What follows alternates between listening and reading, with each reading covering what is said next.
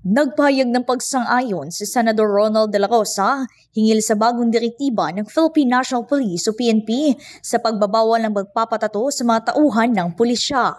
Sa panayam ng Davao Media noong nakakaang retirement ceremony ni PRO 11 Regional Director Brigadier General Alden Delvo, sinabi ni De La Rosa na dating PNP Chief noong Duterte Administration na suportado niya ang bagong kautusan ni PNP Chief General Romel Francisco Marbel. Ayon sa senador, nais niya nga pagbutihin ang disiplina at katapatan sa hanay ng pulisya. Gayunpaman, hindi tinatanggihan ng utos ang malikhaing pagpapahayag ng pagkakaroon ng tattoo sa katawan ng ilang pulis. Ngunit aniya, kinakailangan sundin at igalang ang mandato ng organisasyon.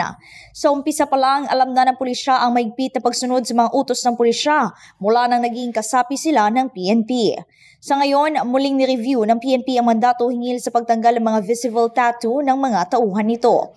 Ayon kay PNP spokesperson Colonel Jean Fajardo, mismo ang PNP Chief ang nagrepaso ng memorandum na unang inilabas noong panahon ni dating PNP Chief Benjamin Acorda. Matatandaan na noong March 19, 2024, inaprubahan ang Memorandum Circular 2024-023 ng PNP na nagsasabing kailangan ng mga uniform at non-uniform o civilian police personnel na tanggalin ang kanilang mga visible na mga tattoo. Maraming mga kongresista rin ang bumatikos dito dahil itinuturing nilang discriminatory at unconstitutional at sinabing walang kinalaman ang mga tattoo sa performance ng isang pulis.